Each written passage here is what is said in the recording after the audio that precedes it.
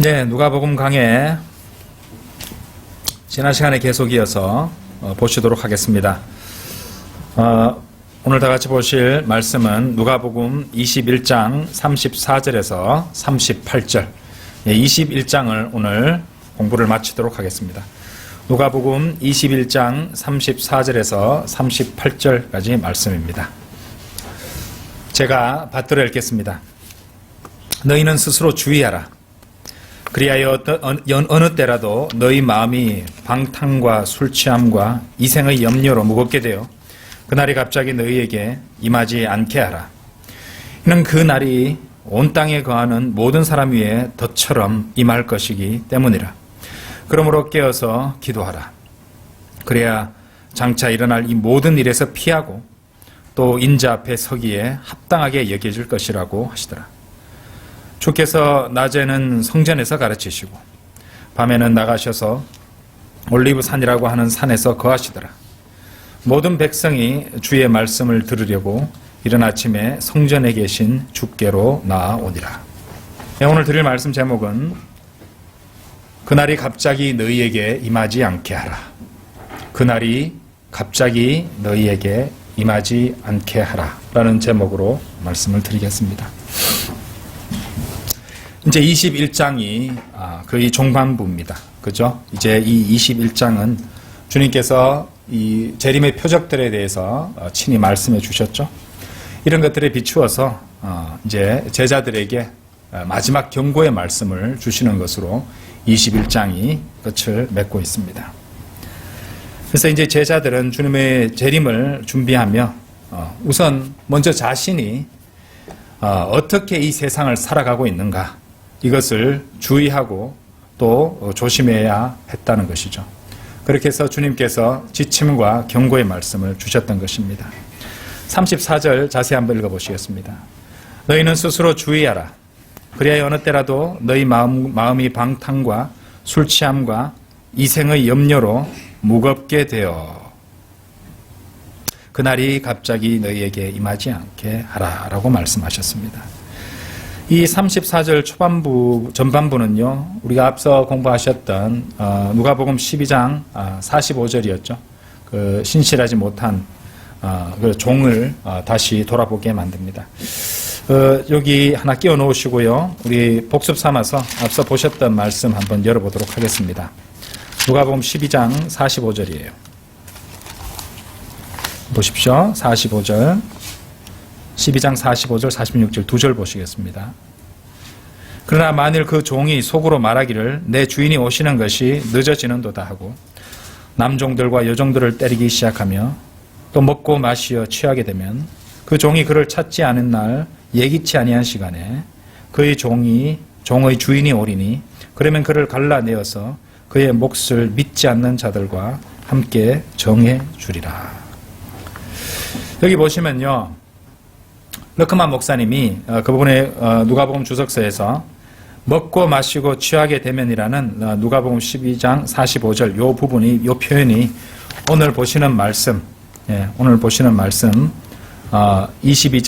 34절에서 너희 마음이 방탕과 술취함과 이생의 염려로 무겁게 되어 이 부분과 서로 연결되고 또 일치하는 표현이다라는 것을 설명하고 있습니다. 좀 이따 자세히 그 부분을 또 설명을 드리겠습니다. 자, 이 말씀을 공부하면서도 이렇게 그때 강조드렸습니다만은 이 말씀을 보실 때, 보실 때 주의할 게 있으십니다.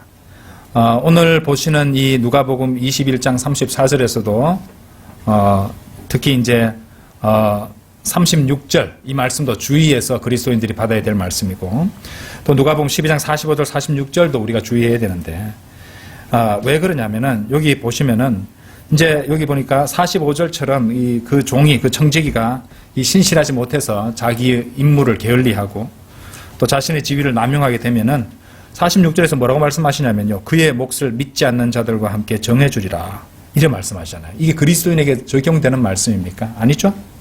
네. 신약 성도들에게 적용되는 말씀은 아닙니다. 그리스도인은 한번 구원받으면요 영원한 구원이 된 것이에요. 그래서 설령 사악한 죄를 지어서 하나님의 징계를 받아서 이 육신의 목숨이 다 한다 할지라도 죽는다 할지라도 고린도전서 5장 5절에서는 그 영은 주 예수의 날에 구원받게 하려 함이라 이렇게 말씀하십니다. 설령 구원받고 나서 마귀처럼 살아서 빨리 일찍 본향으로 간다 할지라도 그 사람이 구원을 상실하는 것은 아니라는 말이죠. 또 로마서 8장 38절 39절 말씀처럼 어느 것도 그리스도 우리 주 안에 있는 하나님의 사랑에서 떼어놓을 수 없으리라 이렇게 증거하고 계시기 때문이죠. 에베소서 4장 30절도 우리 그때 공부하셨습니다. 그 성령이 그 사람 안에 내주하시는 그러니까 설령 그 사람이 그리스도인이 자신 안에 내주하시는 성령을 이렇게 하나님의 거룩한 영을 슬프게 할지라도 그죠? 그 말씀은 에베소서 4장 30절 말씀은 그는 구속의 날까지 인치심을 받은 것이라고 그렇게 말씀하시기 때문이죠. 그래서 구원받은 그리스도인은 한 번 받은 구원은 영원한 구원인 것입니다. 그죠? 한 번 받은 구원은 영원한 구원이라는 것이죠. 물론 그리스도인들도 구원은 잃지 않는다 할지라도 천년 왕국에서의 유업은 잃어버릴 수 있다고 그렇게 설명을 드렸습니다. 자, 요거 다시 한번 볼게요. 고린도전서 6장 9절 한번 열어보십시오. 현재 우리나라 기독교 교계에 퍼져 있는 누룩이 그런 겁니다. 구원에 대한 확신도 없이 살아가고 구원 받지 않은 사람도 대다수고요. 왜냐하면 행위를 또 의지하기 때문에 구원 받은 것도 아니고 아닌 것도 아니고 확신도 없는 겁니다. 잘 모르는 거죠. 죽어봐야 한다 이런 소리가 난다는 것이에요. 자, 고린도전서 6장 9절 10절입니다. 9절 10절 불의한 자는 하나님의 날을 상속받지 못한다는 것을 너희가 알지 못하느냐. 속지 말라. 음행하는 자들이나 우상 숭배하는 자들이나 간음하는 자들이나 여자처럼 행세하는 자들이나 남자 동성 연애자들이나 도둑질하는 자들이나 탐욕을 부리는 자들이나 주정뱅이들이나 욕설하는 자들이나 착취하는 자들은 하나님의 나라를 상속받지 못하리라. 불의한 자는 하나님의 나라를 상속받지 못한다. 자, 이 말씀을 또 우리는 잘 봐야 되죠. 먼저 하나님의 나라는 영어로는 Kingdom of God이라 그랬죠. 그러니까 근데 눈에 보이지 않는 영적인 왕국인 그 하나님의 나라, 그러니까 Kingdom of God, 하나님의 왕국을 상속받는다. 이 말이 왜 나오는지 저번에도 간단히 설명을 드렸습니다. 예수님께서 재림하시게 되면은 영적인 눈에 보이지 않는 나라인 Kingdom of God과 또 물리적인 나라인 Kingdom of Heaven, 이 두 개, 그러니까 한글 킹제임 성경 표현대로 하면 하나님 나라와 천국이 하나가 되어서 나타난다는 것이죠. 그러니까 여기는 이제 그 하나님의 나라를 상속받는다는 표현을 썼던 것입니다. 왜? 그때 이 영적인 나라와 영적인 왕국과 물리적인 왕국이 합쳐져서 나타난다는 말이죠. 그래서 이 말씀을 쓰셨던 것이에요. 그래서 여기서 우리가 주의해야 될 점은 불의한 자는 할 때 이 불의한 자가 바로 그리스도인이면서 불의한 자라는 사실을 알아야 된다는 것입니다. 불의한 자는 그리스도인이면서 불의한 자라는 것이죠. 그래서 구원받았다면 설령 악을 행한다 할지라도 악을 행했다고 해서 구원이 취소되는 건 없다는 것이죠. 애당초 구원받지 않았다면 모르겠지만은 확실히 구원받았다면 죄악을 행했다 할지라도 그 구원이 취소되는 것은 아니라는 말입니다. 그렇다고 죄를 지어도 된다고 제가 주장하는 것은 당연히 아니죠.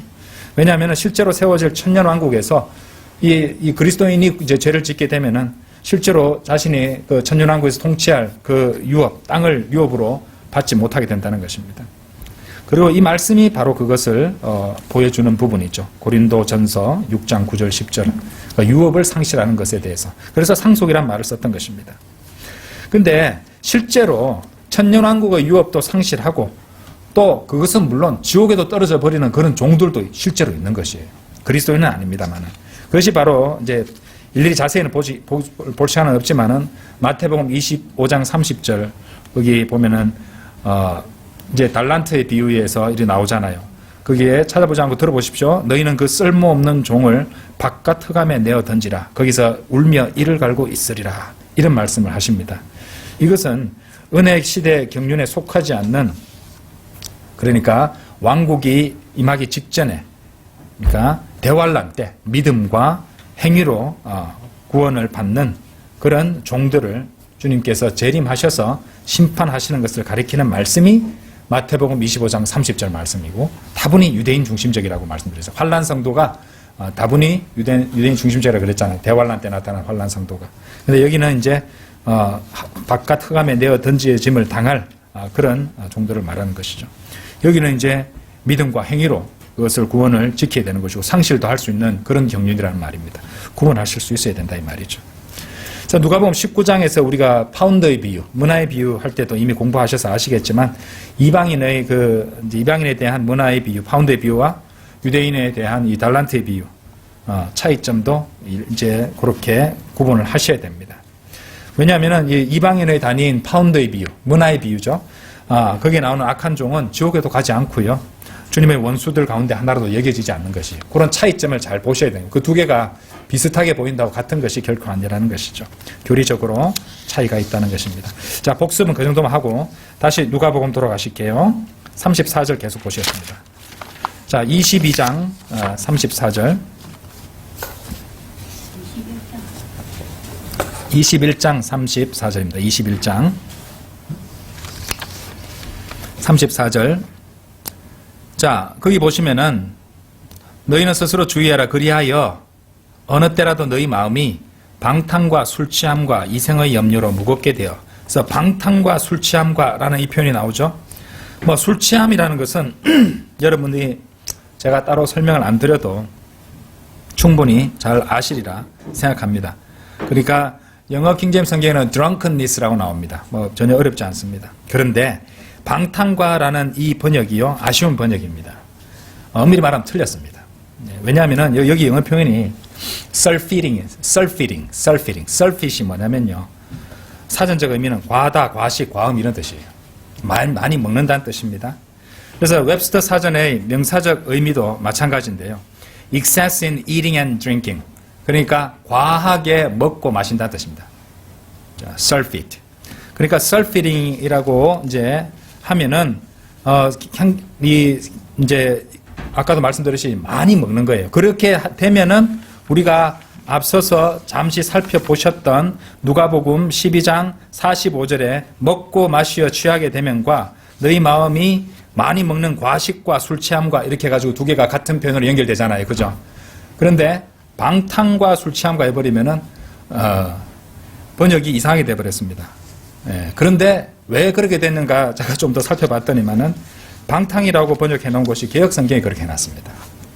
예, 그러니까 여기서 방탕으로 된 부분은 과식이란 뜻으로 우리가 이해해야 됩니다. 과식, 많이 먹는 거, 그렇죠? 많이 먹고 술 취하고 이런 것들을 말한 거예요. 맛있다고 그냥 막 먹고 이제 다분히 육신적이잖아요, 그죠?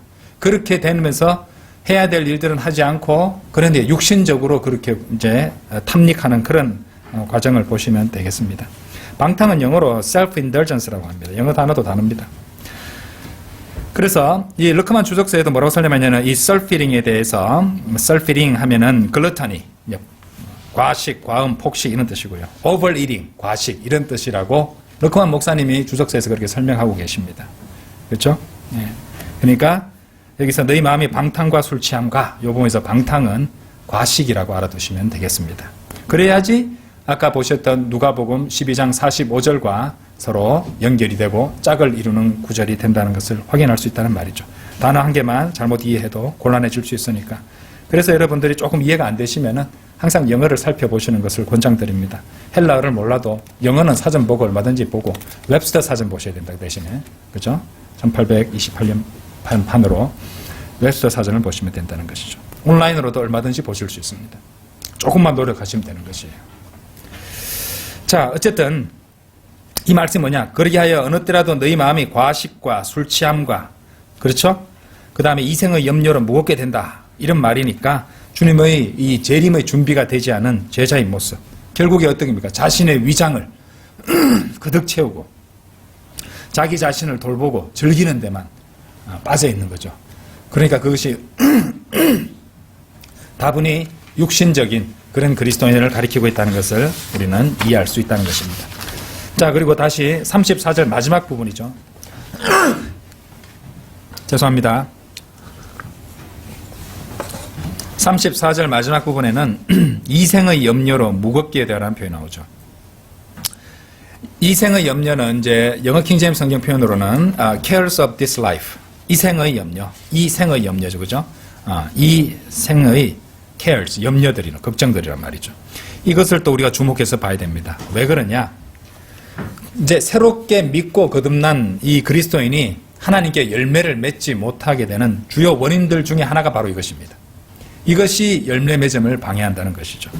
자, 이것도 우리가 앞서서 이제 이미 공부를 했던 것입니다. 누가복음 8장 열어보시죠.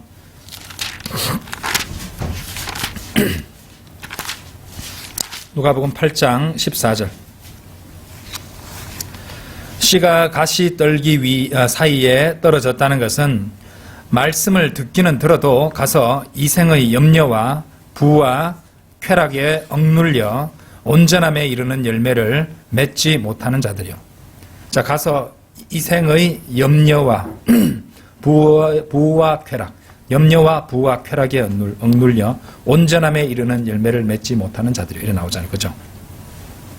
그래서 이생의 염려와 부와 쾌락에 억눌려 있다는 것이 이제 다른 공관 복음인 마가복음에 자세히 설명해 나옵니다.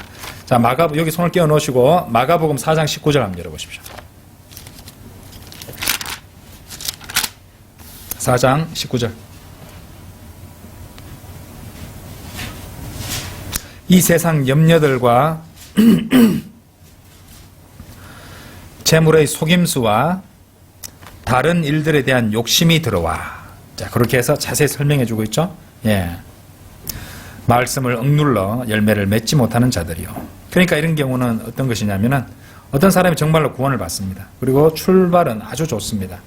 8장 14절에서 여러분들 저기 한글 킹제임 성경에는 말씀을 듣기는 들어도 가서 이래 돼 있는데 이게 저는 항상 읽을 때 이게 뭐지 했는데 영어를 보니까 go forth라고 나오더래요. go forth가 뭐냐면 일단은 처음에 잘 가는, 그래 러크만 목사님 설명을 잘 해두셨더라고요. 그래서 8장 14절에 가서에 해당하는 영어 표현이 go forth예요. 앞쪽으로 나아간다는 뜻입니다. 그러니까 이게 무슨 말이냐면은 그리스도의 삶이 구원받고 나서 신앙생활을 처음에는 go forth, 나아간다, 잘 해나간다 이 말입니다. 처음에는 잘 해나간다 이거죠. 그러다 그 다음 단계가 뭐냐면 go forth, 이제 나아가다가 가서 다음 어떻게 되냐면은 이생의 염려와 부와 쾌락에 억눌려 온전함에 이르는 열매를 맺지 못한다는 거죠. 처음에는 이제 잘 해나간다, 신앙생활을 갖다 곧잘 해나갑니다.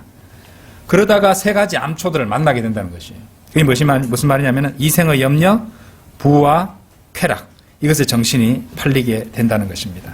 그래서 그리스도인으로서의 영적 성장이 그런 것들에 얽매이게 된다는 것이죠. 여러분들 go forth 하니까 뭐가 생각나십니까? 우리 지금 이제 연결시켜 보세요. 우리 주일 아침에, 주일 오전에 성경 공부하시잖아요. 슬픔과 괴로움을 잊고 나아가는 방법을 공부하셨잖아요. 그죠? 나아가라는 거잖아요. 나아가는 거. 그러니까 잘 계속해서 나아가야 되는데 어느 순간 되면은 방해물들이나 뒤에서 잡아 끄는 것이나 아니면은 앞에 뭐 돌뿌리 같은 이런 것들이 나타나서 그리스도인으로서 계속 나아가는 걸 막는다는 말입니다. 그렇죠? 그러니까 슬픔과 괴로움을 잊고 나아가지 못하는 단계는 어쨌든 그리스도인으로서 계속 지속적인 영적 성장을 이루지 못하고 정체되어 있고 때로는 후퇴해버리는 상황이 있잖아요. 그래서 그것을 극복하기 위해서는 어떻게 하라고 그랬습니까? 하나님의 은혜를 구하고 주님께 인도하심을 구하고 또 앞에 있는 것에 손을 뻗쳐 잡으려고 하면서 주님의 일에 헌신하면서 뒤에 있는 것들은 동시에 잊어버리면서, 그렇죠? 그리고 주님 안에서 힘을 내기 위해서, 용기를 얻기 위해서 적극적으로 할 수 있는 일을 하라고 그랬잖아요. go up이라 했잖아요. 그죠? 예. go forth고 go up 하라고 그랬잖아요. 위에 있는 것들 소망을 두고. 이런 것들이 여기에도 go forth의 이 한 가지에 다 들어가 있는 겁니다. 이 말씀에. 예. 그냥 넘어가 버리면 몰라요. 그냥 넘어가 버리면. 이생의 염려가 어떤 것입니까? 이생의 염려. 아이들이 아프죠? 부부싸움을 하죠? 공장에서 해고당하고 상사한테 완전히 스트레스를 받습니다. 자동차 시동이 갑자기 안 걸려요. 뭐가 쿡 고장나버립니다. 세탁기가 안 돌아가요. 그렇죠? 각종 사소한 스트레스들, 이런 것들이 전부 다 cares of this life입니다. 이 생의 염려들, 각종 스트레스들. 여러분들 매일 경험하시죠? 그런데 이 소위 인류가 문명화되면서 또 그리고 생활이 윤택해지고 편리해지면서 그럴수록 그리스도인으로서 맞서 싸워야 될 그런 염려들이 더 늘어난다는 거죠. 사회가 복잡해지고 하면서요. 그래서 멕시코나 필리핀이나 아프리카 등지에 살고 있는 구원받은 사람들은 그런 점에 있어서 미국이나 캐나다나 독일이나 한국 등지의 성도들보다 더 나은 형편이라고 할 수 있습니다. 상대적으로 덜 문명화되었기 때문에 문명화된 나라에 살고 있는 사람들보다 신경 써야 될 일들이 상대적으로 더 적기 때문이라는 거죠. 여러분들 아프리카 부족들이 이렇게 사는 것을 다큐멘터리 보신 적 있습니까? 이 사람들은요, 하루가 어떻게 돌아가냐면은 하루 먹이를 찾는 거, 그러니까 식량을 찾는 일에 그냥 하루를 다 보내는 겁니다. 그 하나 목표이기 때문에 식량을 찾으면은 임무 완성이에요. 너무 좋아하는 거예요. 행복해 하는 것입니다. 그래서 이렇게 보면은 좀 못 사는 나라들의 행복 지수가 높다는 것이, 그러니까 그만큼 생이 단순해지고 그만큼 염려수도 줄어들기 때문이라고 저는 봅니다. 그렇죠? 그러니까 그런 거 보면은 단순함이 행복의 비결이 아닐까. 그죠? 우리도 그리스도 예수 안에 있는, 그죠? 단순함에서 우리가 떨어져 나가거나 변질되어서는 안 된다는 것이죠. 욕심을 경계해야 된다는 것입니다. 자, 그러면요, 이 염려들, 우리가 나아가기 위해서 이런 염려들을 처리해야 되는데 해결책이 무엇일까요? 그것도 보면서 가겠습니다. 지금 주제에서 약간 옆으로 가고 있는데, 베드로전서 5장 7절.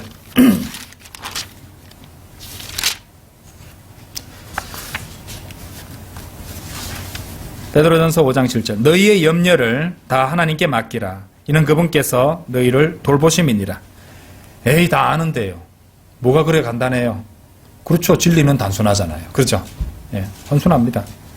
이 말씀 그대로 믿고 그대로 신뢰하고 순종하면 됩니다. 너희의 염려를 다 하나님께 맡기라. 왜? 하나님께서 너희를 돌보신다고 말씀하십니다. 그러니까 모든 것을 주님께 맡기고 걱정을 누가 대신 걱정하라고 맡겨드리면 됩니다. 하나님이 대신 걱정하시기에 맡겨드리면 됩니다. 그분은 뭐 그런 것도 걱정하시지 않겠지만은 주님께 다 맡기면 된다는 것이죠. 빌립보서 4장 6절도 한번 열어보십시오.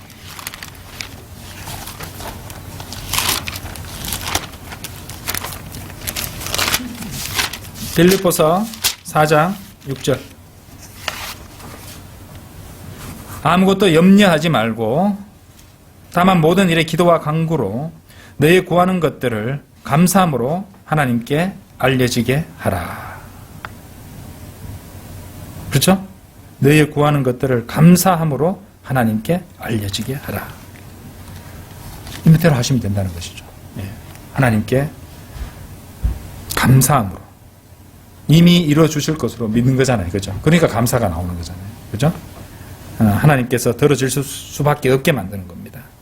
그래서 믿음 없는 자는 염려하게 됩니다. 염려하게 되면 믿음이 약해지게 됩니다. 하지만 감사하는 사람은 기도하는 법입니다. 그래서 내 생활에 감사가 줄어들었다. 그것도 내 믿음도 점검해 봐야 된다는 것이죠. 그죠? 예. 그리고 감사하기 때문에 기도하는 것입니다. 그래서 기도와 감사와 믿음 이렇게 연결되어 있죠. 결국 이것들이 무엇입니까? 현대 문명 사회라는 것이 영혼이라는 관점에서 볼 때 어떻습니까?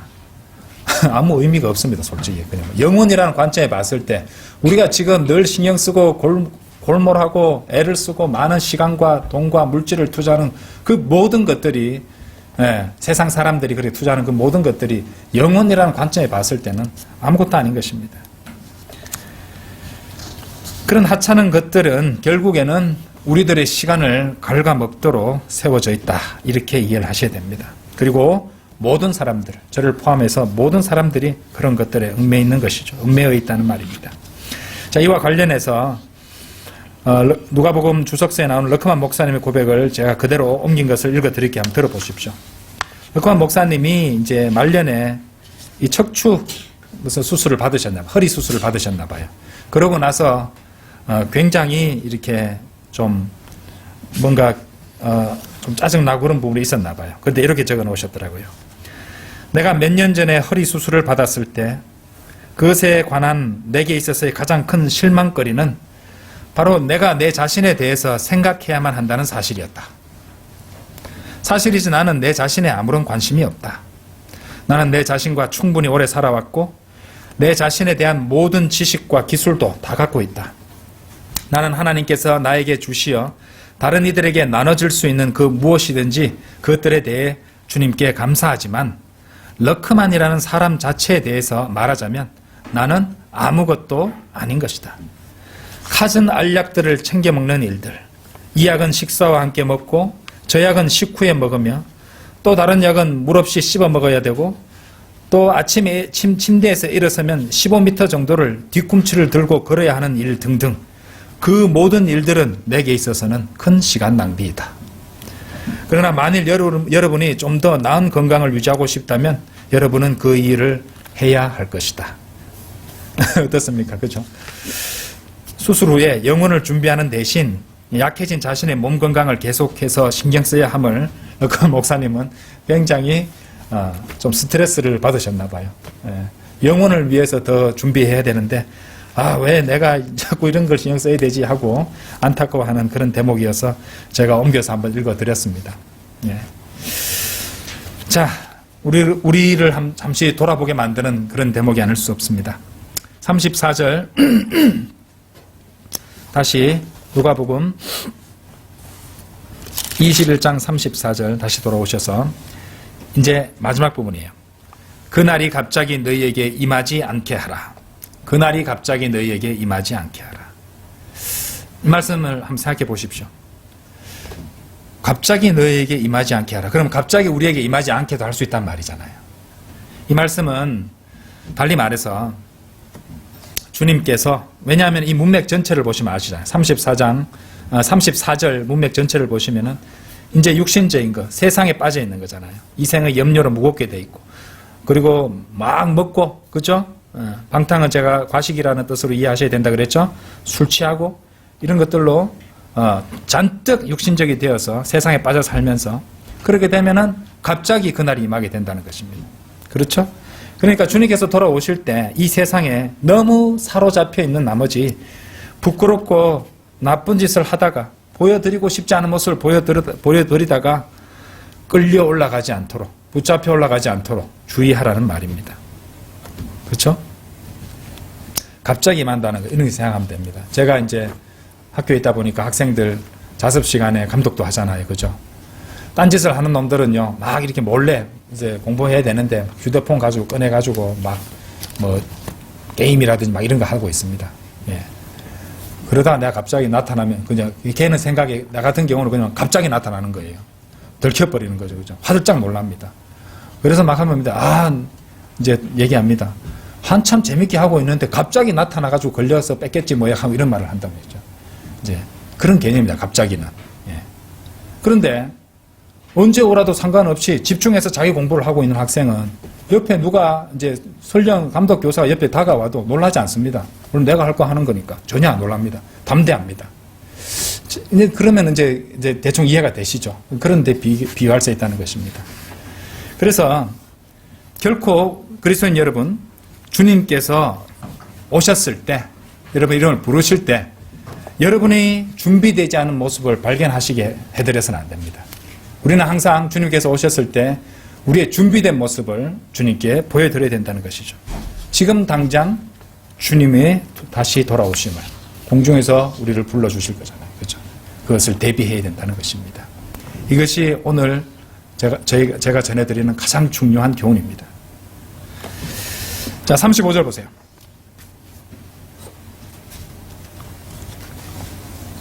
이는 그날이 온 땅에 거하는 모든 사람 위에 덫처럼 임할 것이기 때문이라.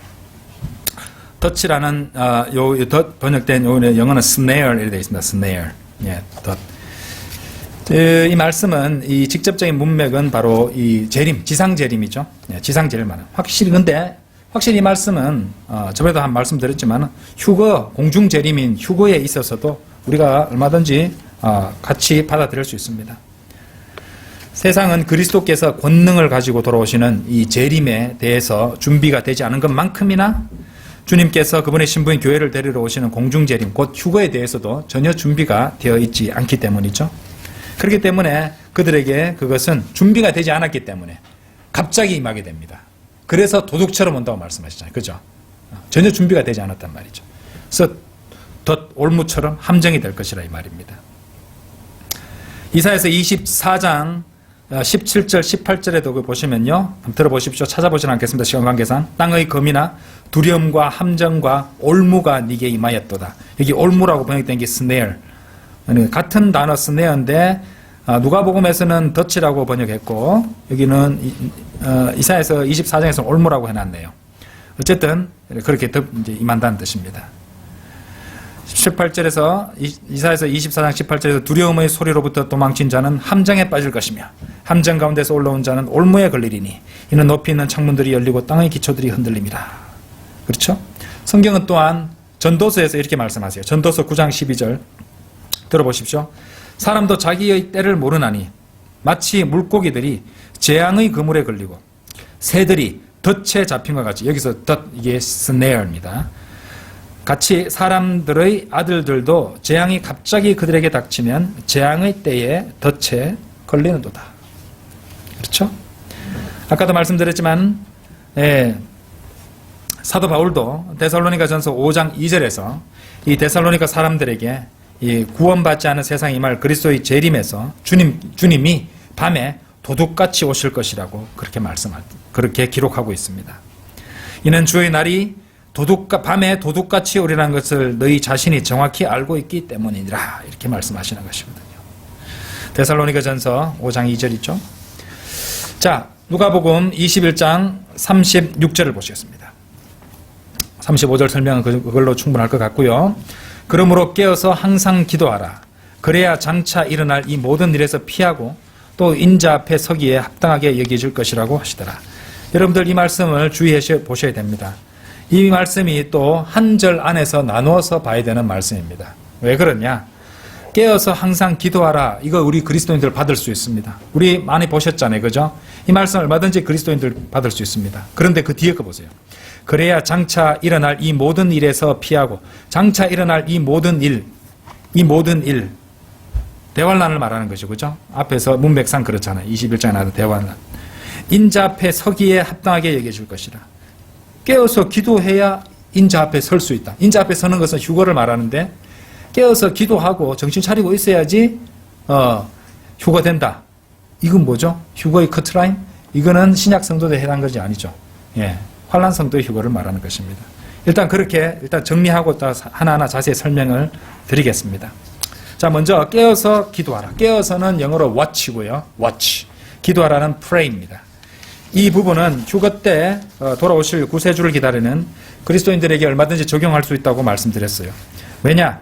데살로니가 후서 5장 6절에서 그러므로 우리는 다른 사람들과 같이 자지 말고 깨어있어 정신을 차리자, 이렇게 말씀하셨습니다. 그리고 5장 17절에서 데살로니가 후서 5장 17절에서 뭐라고 말씀하십니까? 쉬지 말고 기도하라. 그래서 기도하라는 말, 깨어있으라는 말이 데살로니가 후서 5장 6절, 5장 17절에 나오기 때문이죠.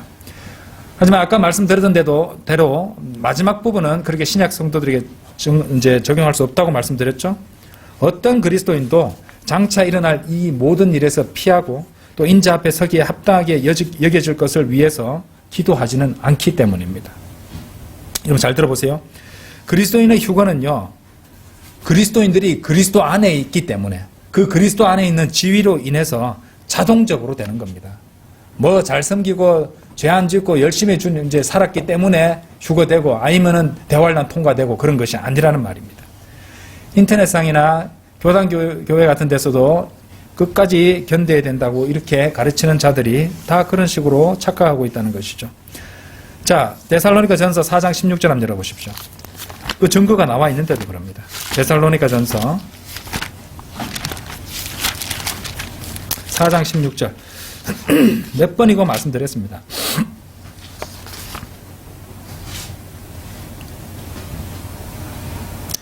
주께서 호령과 천사장의 음성과 하나님의 나팔 소리와 함께 하늘로부터 친히 내려오시리니, 그러면 어딜 잘 봐야 되냐면 그리스도 안에서라는 말이에요. 알았어요? 그리스도 안에서.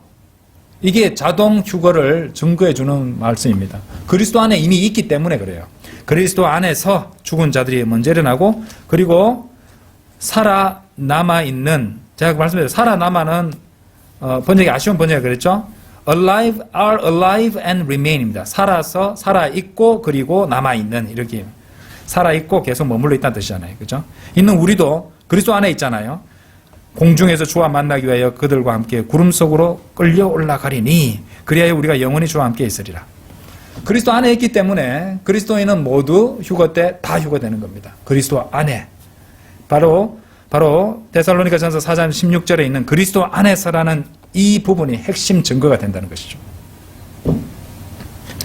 또한 그리스도인은요, 이 대환란을 피하기에 합당하게 되려고 노력하는 것도 아닙니다.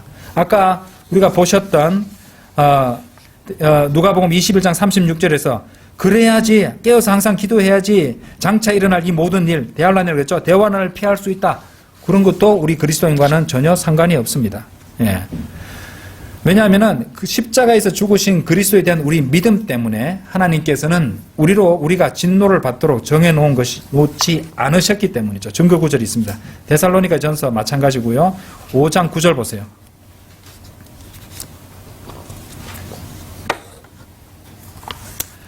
이는 하나님께서 우리가 진노는 문맥 그 단어 자체가 대환란의 문맥에 쓰이는 그런 단어라고 말씀드렸죠. 이는 하나님께서 우리가 진노를 받도록 정해놓은 것이 아니라 우리 주 예수 그리스도를 통하여 구원을 받게 하셨기 때문이라. 이 말씀이 또 그리스도인은 결코 대환란을 통과하지 않는다는 것을 또 증거하는 말씀이 또 된다는 것입니다. 그 외에도 이 환란전 휴거에 대한 이제 성경적 증거들에 대해서 이미 주일 오전 성경 공부를 통해서 몇 시간에 걸쳐서 공부를 했습니다. 그 부분을 보시면은 이해가 되시고 우리 재생 목록에 올려놨습니다. 자, 시간 관계상 계속 보지는 않겠어요. 그렇죠? 그렇게 이해하시면 되는 것이죠. 다만 이제 그리스도인이 그것을 받기 위해 합당하게 되려고 애를 쓰고 노력하는 것이 있습니다. 그것은 바로 하나님의 나라, 하나님의 왕국이 지상에 나타날 때 그 왕국에서 받을 천년왕국의 유업을 받기에 합당하게 되려고 우리는 열심히 경주하고 주님을 섬기고 노력하는 것이죠. 그죠? 예. 그래서 데살로니가 후서 한번 가보세요. 자, 오늘 공부 많이 하시는 것이에요. 그러면 옛날에 보시면서 성경이 좀 헷갈렸던 것이 다 이해가 되십니다. 여기 한번 보세요. 그것은 하나님의 의로우신 심판의 표요 너희로 하나님의 나라에 합당하게 여겨지게 하면, 이 말이 무슨 말인지 이해하시겠습니까? 하나님의 나라에 합당하게 여겨지게 된다는 것이 무슨 말입니까? 하나님의 나라라는 것은 아까 보셨던 고린도전서 몇 장 5장 5절입니까? 5장 6절입니까? 잠시만요. 제가 다시 한번 볼게요. 고린도전서 6장이었어요. 6장 9절에 보시면 불의한 자는 하나님의 나라를 상속받지 못한다는 것을 그 부분에 보셨죠? 그것과 연결되는 겁니다.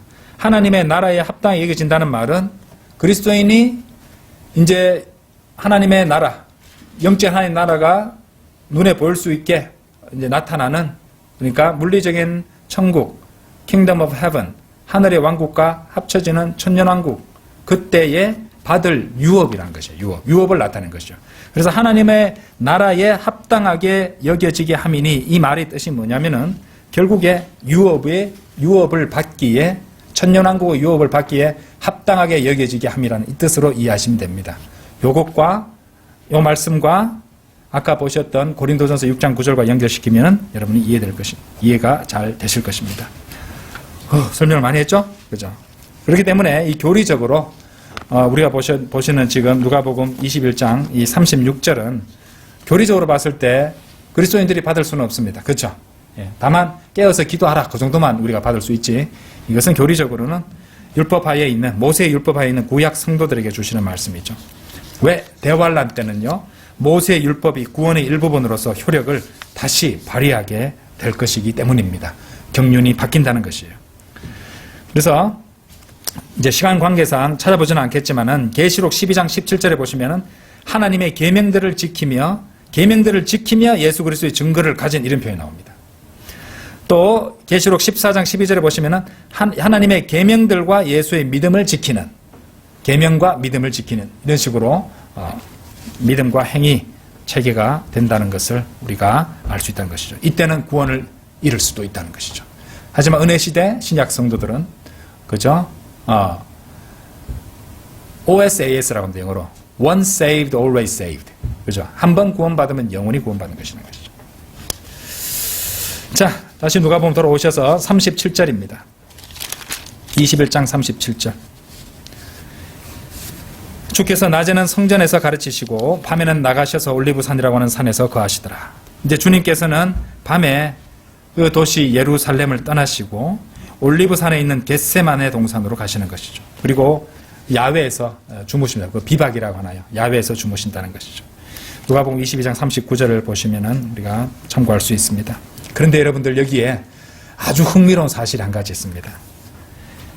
성경에서 여러분 보시면 예수님께서 예루살렘에서 밤을 보내셨다는, 묵으셨다는 기록이 안 나온다는 사실 아십니까? 우리 성경에서 그분의 공생애 사이에 예루살렘에 가시긴 가셨지만 잠을 자실 때는 거기에서 묵지 않았다는 뜻입니다. 그분은 그러니까 베다니아의 마리아, 마르다 그리고 나사로의 집으로 가시거나, 그러니까 마태복음 21장 17절, 요한복음 12장 1절 참고하십시오. 아니면 겟세마네 동산으로 가곤 하셨다는 말이죠. 그러니까 이 말이 무엇을 보여주느냐? 여기도 엄청난 어떤 진리가 담겨 있습니다.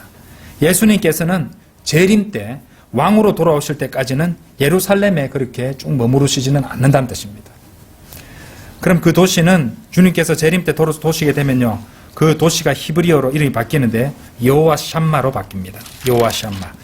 에스겔 48장 열어보십시오. 에스겔 48장 35절. 그 사면의 규격이 1만 8천이며 그날로부터 그 성읍의 이름이 주께서 거기 계시다가 될 것이라. 주께서 거기 계시다가 여호와 샴마, 히브리어로 여호와 샴마라는 것이죠. 그렇게 불리게 된다는 것입니다. 놀랍죠? 예, 그런 진리도 담겨 있다는 것입니다. 이제 오늘 다 봤습니다. 38절입니다. 마지막 절. 모든 백성의 주의 말씀을 들으려고 이른 아침에 성전에 계신 주께로 나아오니라. 이 말씀 전혀 어려운 게 없죠. 그 자체로 설명이 되는 말씀입니다. 여기 주의 말씀을 들으려고에 해당하는 영어 표현을 보니까요, for to hear him이라고 되어 있습니다. for to hear him. 요즘 현대 영어에서는 그런 표현 잘 안 씁니다. for to 부정사 같은 표현은 좀 쓰지 않습니다. 그런데 흑인 영가 이런 데는 아직 흔적이 많이 남아서 남아있는데, for to 부정사는 for the purpose of, 뭐뭐의 목적으로, in order to, 뭐뭐 하기 위하여 이런 뜻이에요. 그런데 이 미국에서 어떤 혹자들은요, 이 지금 쓰지 않는 이런 엘리자베스 시대의 이런 영어 표현을 갖다가 어렵다, 이런 것들을 왜 자꾸 그대로 놔두냐, 현대식으로 고치지 않고, 이렇게 불평하는 자들도 있다고 합니다. 그런데 그렇게 보이지만 전혀 난해하거나 어렵지는 않고, 도저히 이해하기 힘든 것들은 그냥 성경 옆에다가 이렇게 주석을 달아서 설명을 해놓으면 되는데 말씀을 고치려는 자들이 있다는 것이죠. 러크만 목사님은 그렇게 그것을 어렵다, 고쳐야 된다, 옛것이다 이러면서 고쳐야 된다고 주장하는 자들에게 굉장히 아주 비판적으로 말씀하시는데요. 텔레비전이나 락뮤직이나 마약이나 술, 그리고 미국 공립학교에 의해서 뇌가 쩔어버린 자들에게는 어렵게 얘기해 줄 것이다, 이렇게 해놓고 있는 것이고, 대신 하나님께서 주신 그분의 영감받은 말씀이 그렇게 주어졌다면 불평하기 전에 좀 더 노력해서 그 말씀 그대로 받을 것이다, 이렇게 주장하고 말씀하고 있다는 것이죠. 하나님 말씀이 그렇게 주셨다면요, 그대로 받으면 되는 것이죠. 그렇죠? 그것을 옮기더라도 바르게 옮겨야죠. 그렇죠? 어쨌든 저는 이 말씀에서 어떤 우리에게 주시는 영적 교훈도 하나 발견할 수 있다고 봅니다. 우리 그리스도인들도 이른 아침에 눈을 뜨면요, 제일 먼저 어떻게 해야 됩니까? 주님께 먼저 기도드려야겠죠. 그리고 그 가장 조용하고, 우리 뇌가 밤사이 자면서 이렇게 리셋이 한번 됐잖아요. 그렇게 스펀지처럼 야들야들한 상태가 되었을 때 주님과 교제를 나누고 하나님의 말씀을 받는 것이 가장 훌륭한 하루의 시작이라고 봅니다. 세상의 생각들과 소음들, 염려들이 엄습하기 전에 가장 먼저 그 고요한 시간을 기도와 하나님의 말씀을 받는 것에 바치는 것을 하나님께서 얼마나 기뻐하실지 한번 생각해 보십시오. 그 성도의 하루는 성공적인 하루가 될 수 있는 것입니다. 다 같이 기도드리겠습니다.